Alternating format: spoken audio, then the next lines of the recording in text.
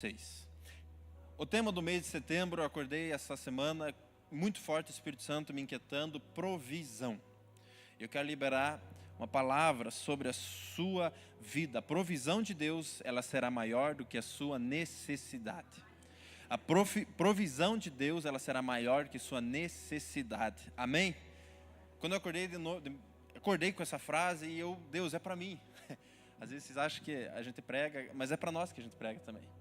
Mas eu creio que esse mês de setembro você vai ver a provisão de Deus de formas extraordinárias. A provisão de Deus, ela será maior que sua necessidade. Esse é o tema do mês de setembro.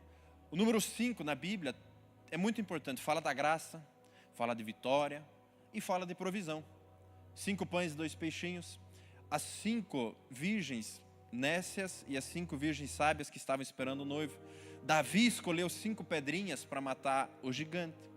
5 é muito importante. E esse mês de setembro é o mês do aniversário de 5 anos. E o tema vai ser provisão. E o texto que nós vamos ler fala justamente sobre 5 pães e 2 peixes. Pastor, mas eu já decorei esse texto. Eu também. O que eu vou aplicar na minha vida com esse texto? Vem junto comigo e eu creio que Deus vai ministrar, vai tocar o seu coração. A provisão de Deus, ela é maior, será maior que a sua necessidade. Em nome de Jesus. Eu não sei que luta, que desafio, o que você está pensando nesta hora. Mas eu sei que quando Deus fala, Ele cumpre a sua promessa. Amém? Então, João, capítulo 6, do 1 em diante, nós vamos fazer uma leitura. Mas eu quero deixar essa palavra para você, 2 Coríntios 9. Deus pode fazer-vos abundar em toda a graça, a fim de que tendo sempre, em tudo, ampla suficiência, superabundez em toda boa obra. Deus vai prover, Deus está provendo, e nós vamos ver um setembro extraordinário de provisão. Amém. João 6, 1. Depois dessas coisas, atravessou Jesus o mar da Galileia, que é de Tiberíades. Seguia-o numerosa multidão, porque tinham visto os sinais que ele fazia na cura dos enfermos.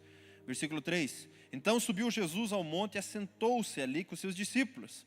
Ora, a Páscoa, festa dos judeus, estava próxima. Então Jesus, erguendo os olhos, vendo grande multidão, vinha ter com ele, disse a Filipe: onde compraremos pães para lhes dar de comer? Mas dizia isso para experimentar, porque ele bem sabia o que estava para fazer. Respondeu-lhe Filipe: não lhes bastariam 200 denários de pão para receber cada um o seu pedaço? 8. Um dos seus discípulos, chamado André, irmão de Simão Pedro, informou a Jesus: está aqui um rapaz que tem 5 pães de cevada. Presta atenção, pães de cevada e 2 peixinhos, pequenos. Mas isso, o que é para tanta gente? 10. Disse Jesus: fazei o povo assentar-se, pois havia naquele lugar muita relva. Era deserto e tinha relva. Antes já continua. Assentaram-se, pois, os homens em número de quase 5.000. Então Jesus tomou os pães e, tendo dado graças, distribuiu entre eles também igualmente os peixes, quanto queriam. E quando já estavam fartos, disse Jesus aos seus discípulos: recolhei os pedaços que sobraram, para que nada se perca. Último versículo. Assim fizeram, e encheram 12 cestos de pedaços dos 5 pães de cevada que sobraram aos que haviam comido. Glória a Deus. Até aqui a nossa leitura. 5 pães, 2 peixes, 5.000 homens, mais mulheres e crianças. Faça uma conta rápida, impossível dar certo. Mas a provisão de Deus chegou. E a provisão de Deus chegou na sua casa também, em nome de Jesus, esse mês de setembro. Mas aqui nós vemos algo curioso. Eu quero para a nossa introdução, só para você entender esse texto.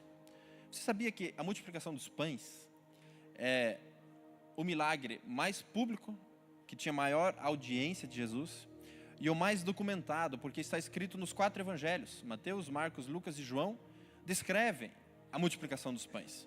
Então é muito importante, é fundamental que a gente olhe: Deus, o que o Senhor quer me ensinar com isso? Porque é muito bem documentado, os 4 evangelhos falam sobre isso. E é interessante que, se você ler o contexto, Jesus estava levando seus discípulos como se fosse por um tempo de férias, descanso. Em outro evangelho diz que eles estavam cansados, sobrecarregados da agenda, muitas pessoas, multidões chegando. E Jesus diz: vamos descansar um pouco. Só que é interessante que Jesus nunca descansa. Ele está aqui para prover, para cuidar, amar você.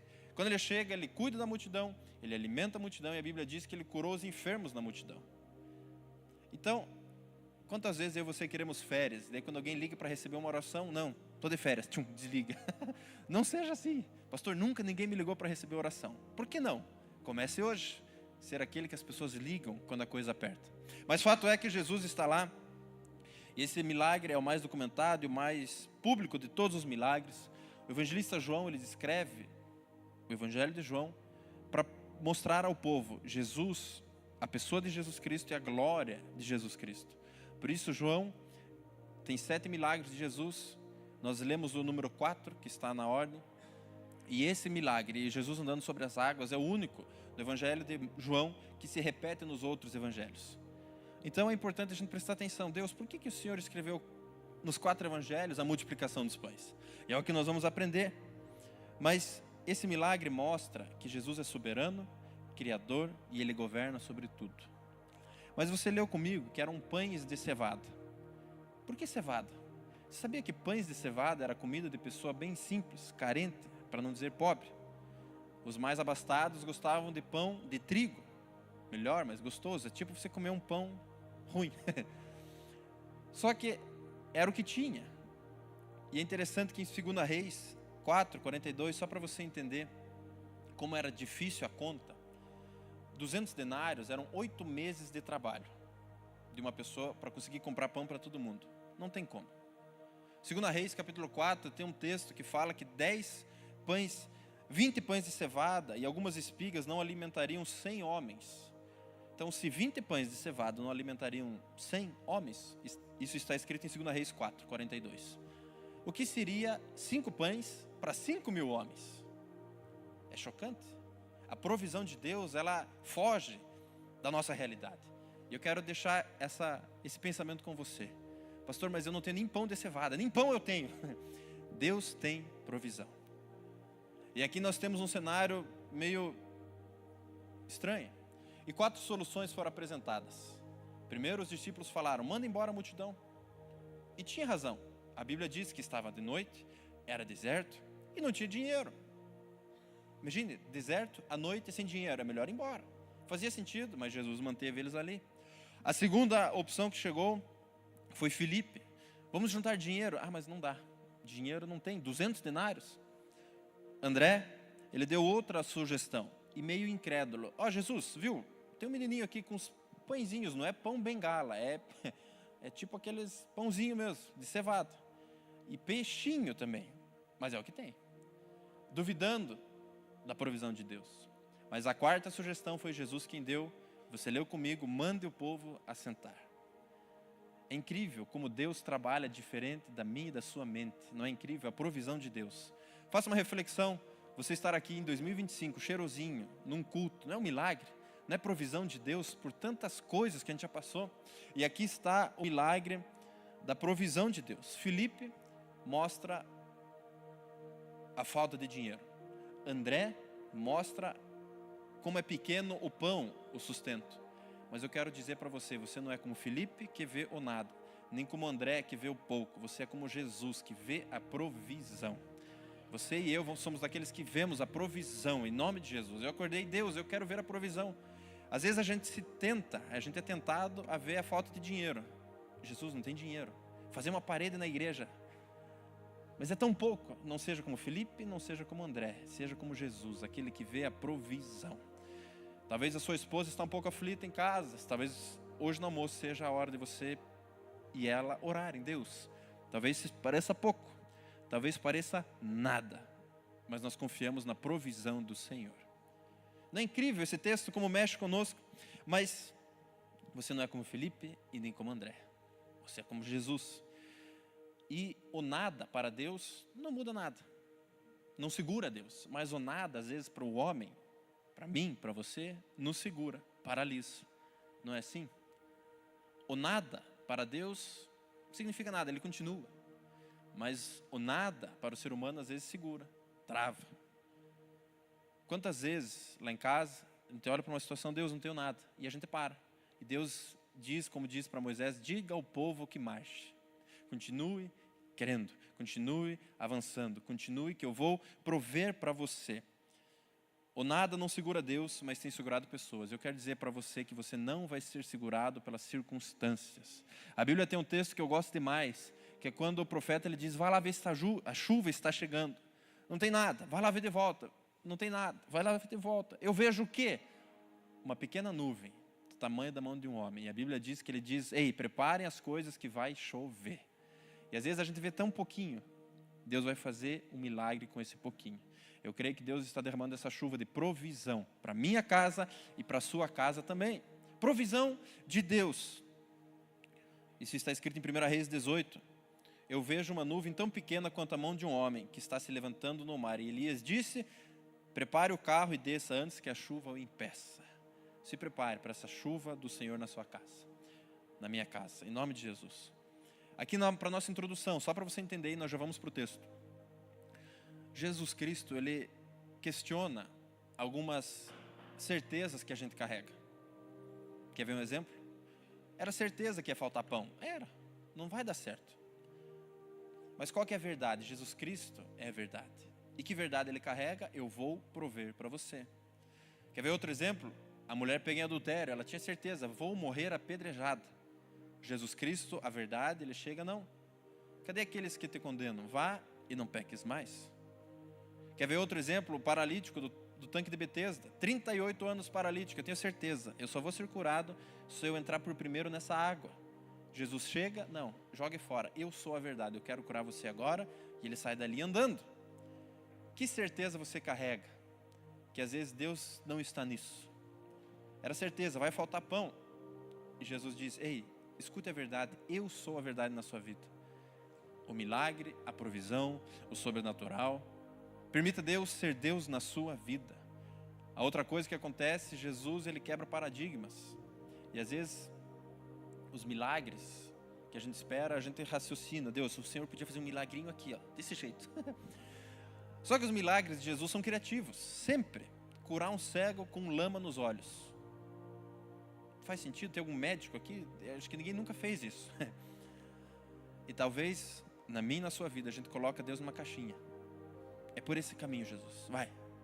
E Jesus está vindo para o outro lado. Ei, deixa eu quebrar alguns paradigmas, algumas certezas que você e eu carregamos. Preste atenção, tudo isso a gente aprende na introdução desse texto. Jesus Cristo quebra paradigmas, ele sai da caixinha. Fazia 5 anos numa igreja que começou abrindo no sábado à noite, evangelizando os jovens da balada. Faz sentido nenhum, mas aqui está você.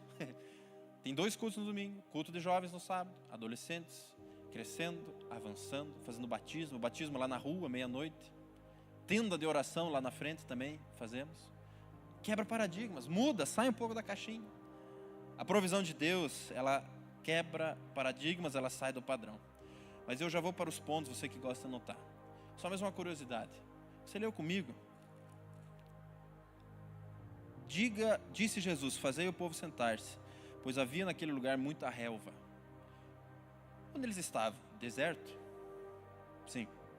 Deserto? É deserto. E como é que tinha relva no deserto? Isso mostra o cuidado de Jesus em todas as nossas etapas da nossa vida. O que isso nos ensina? A relva fala de um lugar tranquilo, calmo. Imagine o desespero. Já viu pessoa com fome? Você que é dono de restaurante, tem irmãos aqui da igreja que tem restaurante. É um desespero. Atrasar o pedido, o cheeseburger de alguém, dá briga, garfo voando, faca, rebelião. Eram 5.000 homens ouvindo Jesus. De repente um barulho. O que é? Será que é um milagre? Será que é uma oração? Não, é o estômago roncando do pessoal de fome. E Jesus ainda fala, sentem na relva. E eu fiquei, Deus, por que relva? Relva é um lugar de tranquilidade, de segurança, de paz. Sente e espere o milagre chegar na sua mão. Eu quero dizer para você, talvez a gente, você ou eu, anda muito agitado. Deus, eu preciso de um milagre, eu preciso, faz, vira para lá, vem para cá. E Deus manda, sente-se, assente-se, espere no Senhor, deixa eu fazer o milagre, e o milagre vai chegar na sua mão. Não foi assim que aconteceu com esses homens? 5.000 homens desesperados com fome, imagina a choradeira das crianças. Sentei. E lá na frente, Jesus começa a partir o pão. Entrega para os discípulos partem o pão, entrega para o primeiro, o pão abre, multiplica. Entrega para o segundo, multiplica. Até que todos receberam pão e peixe. A relva fala de descansar no Senhor. Eu não sei para quem que é essa palavra essa manhã, mas descanse no Senhor teu Deus. Confia nele, espere. A Bíblia diz em Isaías 40:31, os que esperam no Senhor renovarão as suas forças, subirão com asas como águias, correrão e não se cansarão, andarão e não se fadigarão. Esse é você? Esse sou eu. Amém? Chega em casa e fala para a esposa, vamos sentar na relva, vamos descansar no Senhor e o milagre vai chegar. Ok, isso tudo na nossa introdução. Mas o primeiro ponto da mensagem, nós vamos celebrar a ceia. Eu não quero me demorar, mas mais um adendo aqui para a introdução. Jesus viu a multidão. Será que a gente tem visto a multidão à nossa volta? Jesus podia ter feito os milagres e ido embora, mas ele viu. Será que você tem visto as pessoas que passam ao seu lado todos os dias? Pessoas correndo, aflitas, desesperadas, e tudo que elas querem é uma oração sua. É um abraço teu. Essa semana, não sei se você viu ali na frente, tem uma faixa. Quinta e sexta-feira nós vamos ter um festival beneficente aqui na igreja. Essas lojas, esses comércios aqui da frente nos procuraram para fazer de roupa, de móveis, porque eles queriam um lugar maior. Nós vamos arrecadar roupinhas de criança para o Projeto Moisés, que a igreja tem, e para o Mercado Solidário. Quinta e sexta-feira, então já fica o convite. Você pode vir quinta e sexta-feira, da 1 às 7 da noite, exatamente. Na quinta e na sexta, o dia todo. Vai que você já compra uma roupa nova, um móvel novo para sua casa, não sei o que. Mas o intuito é abençoar as pessoas. E quando as proprietárias das lojas vieram, e tem de tudo ali, tem pessoas da classe bem alta da cidade, elas vieram, fizemos a reunião, explicamos tudo. Elas entraram aqui na igreja, quando elas entraram na cortina, eu me senti tipo Jesus aqui, vendo a multidão. Elas entraram ali e ficaram olhando. E sabe quando você olha no rosto de algumas pessoas e vê tristeza?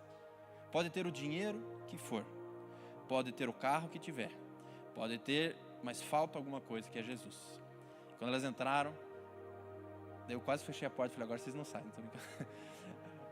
Eu falei, agora vocês fizemos o que tinha que fazer, glória a Deus, está tudo certo, vamos orar? Agora eu quero orar com vocês. A reação de algumas foi assim, mas ali Deus ministrou, foi um fim de tarde muito gostoso, orar com essas pessoas. Você tem visto as pessoas à sua volta? Ou você deixa que elas entram e saem? Entram e saem. Preste atenção, as pessoas à sua volta. Quinta e sexta, qualquer coisa você vem comigo aqui e a gente sai evangelizando as pessoas que entrarem nesse lugar, por que não? Enfim, viajei aqui no ponto, mas o primeiro ponto da mensagem, você que gosta de anotar, o poder da entrega. Provisão de Deus. Pastor, mas não é sobre provisão? É sobre provisão. E o Senhor está falando de entregar? Estou falando de entregar. Como assim? Esse menino, a Bíblia não fala o nome, mas ele entregou 5 pães e 2 peixes. Pães de cevada, pessoas simples, peixes pequenos, porque era para uma criança, não era um dourado, não era um adulto que ia comer o bem, era um peixinho. O poder da entrega é fundamental na vida cristã. Minha oração é que eu e você possamos nos entregar para Jesus sempre, em tudo que a gente estiver disposto a fazer. Mas eu vi uma história muito interessante de um homem, uma história, não é verdadeira, mas num livro. Ele está caminhando no deserto, ele se perde, fica perdido no deserto um tempão, e sede, fome, está quase morrendo. Já andando, se arrastando pelo deserto, ele vê uma bomba, daquelas que puxa água, um poço manual. Ele chega lá e começa a mexer e só escuta metal batendo, não vem água, ele cai, de fome, de sede. Ele vê uma garrafinha do lado, com água dentro, escrito assim, coloque essa água para puxar mais água. E ali ele está no impasse. E agora? Toma essa água ou viro na bomba para puxar mais água? Funcionar a bomba. O que eu faço? Ele fica, tomo a água ou coloco? Entrego ou tomo? E ele fica naquela dúvida. Ele vai e começa a despejar água na bomba e começa a mexer e nada vem, coloca mais água e nada vem. De repente começa a cair gotinha de água.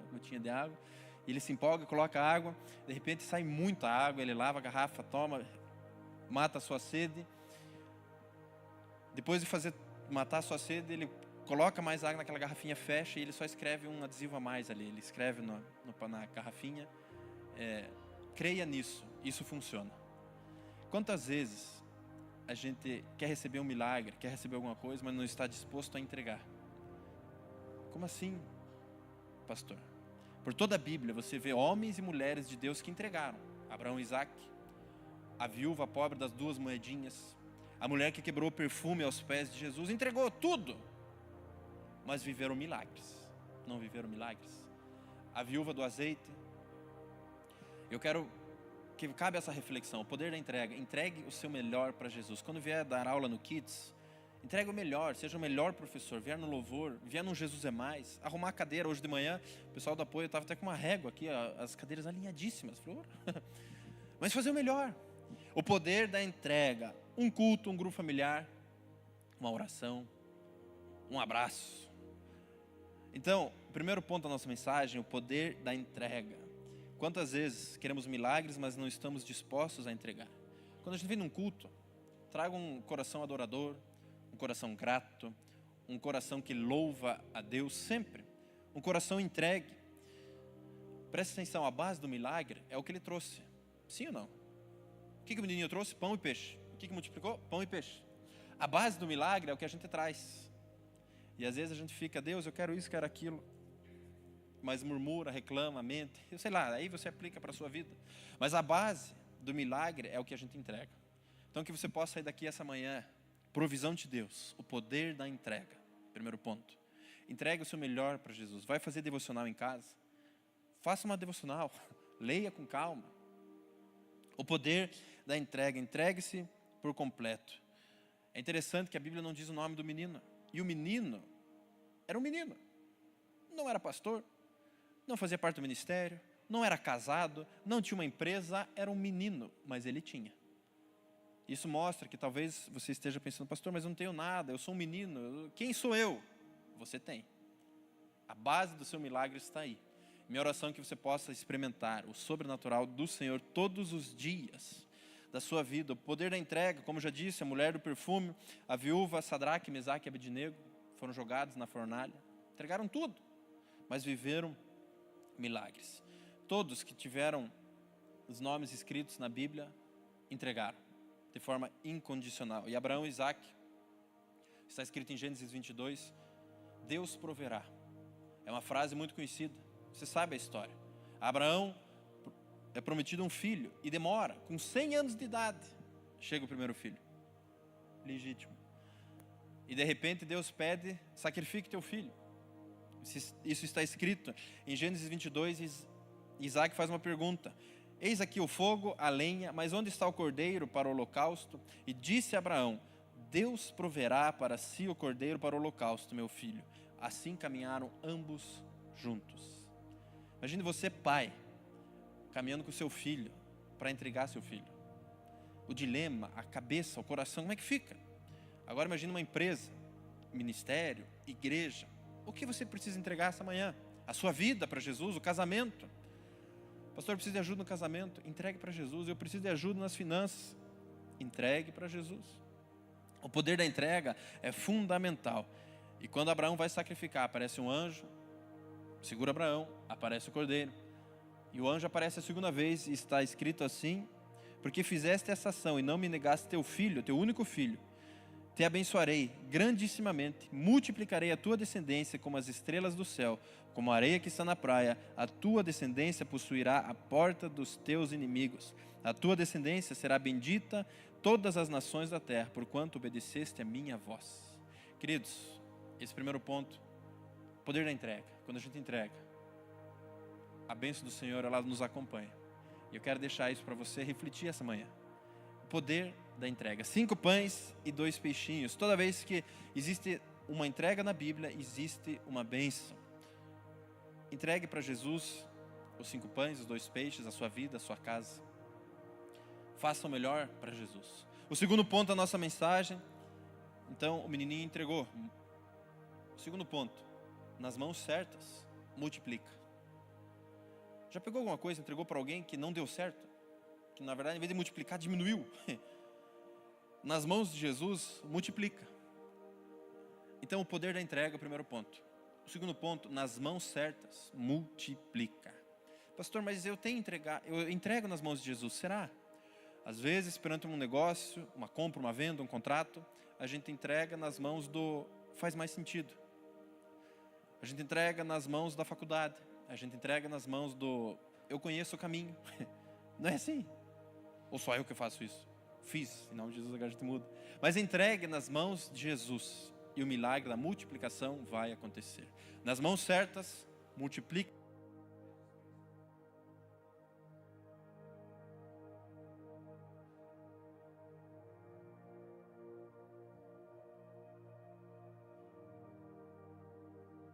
Alô.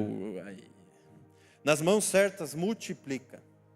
Eu quero incentivar você, entregue nas mãos de Jesus. Às vezes a gente entrega para um sócio achando que ali vai estar a resposta, mas a resposta está em Cristo Jesus. Na mão da razão, não. Na mão da experiência, não. Entregue nas mãos de Jesus. O poder da entrega, nas mãos certas, multiplica. Aleluia. Aí, ó, coisa boa. Até microfone é provido nessa hora. Mas tem um texto muito curioso na Bíblia, muito incrível. Tá ruim, né? Ou estão me ouvindo? Vamos nesse ou vamos no outro? Alô. Oi, oi, oi. Que é quando o Senhor entrega os talentos, 5 para um, 2 para outro e 1 para outro. A Bíblia diz que o de 5 multiplicou, o de 2 multiplicou e o de 1 enterrou. Entregue nas mãos corretas. Entregue, continua com esse? Ou mudo? Posso continuar? Entregue nas mãos corretas. Pastor, mas eu não tenho nada. Essa parábola nos ensina que todos receberam alguma coisa. Seja um dom, seja uma habilidade, seja algum talento que Deus te deu. Entregue nas mãos de Jesus e veja a multiplicação. Que a gente possa ver a multiplicação. E eu tenho orado. Tá bom? Vocês estão me ouvindo? Então beleza. Que aqui está meio esquisito, mas vamos tocando. Que cada um aqui possa ver a multiplicação na sua vida. Que quem é empresário possa ver a sua empresa multiplicar. Essa tem sido minha oração essa semana. Aquele que quer ter filho, que já tem uma multiplicação de filhos.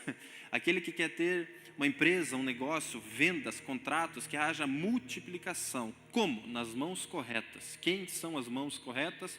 Jesus Cristo. Entregue nas mãos de Cristo Jesus e você verá a multiplicação. E aqui cabe uma reflexão. O que Jesus nos dá, multiplica. É o que aconteceu. Jesus distribuiu o pão e o peixe. Preste atenção se você está tentando multiplicar o que Jesus não te deu. Às vezes, Jesus te deu uma coisa e você está com isso guardado no bolso. E não está multiplicando. E pela força humana a gente tenta multiplicar o que Deus não te deu. Quer ver um exemplo? O próprio Abraão. Ele tentou dar uma ajudinha para Deus. Quando ele teve o seu filho com a escrava, ele tentou dar uma ajudinha, que é Ismael. E aquilo não foi bom. E às vezes a gente tenta multiplicar algo na força do nosso braço. Entregue para Jesus. O que Jesus te deu vai multiplicar. Amém? Posso continuar? Tá, vocês estão me ouvindo? Então tira o retorno, sei lá, tá bem ruim aqui em cima. E por fim, o último ponto, e daí nós vamos celebrar a ceia do Senhor. A provisão tem um propósito. Então, o poder da entrega, nas mãos certas, multiplica.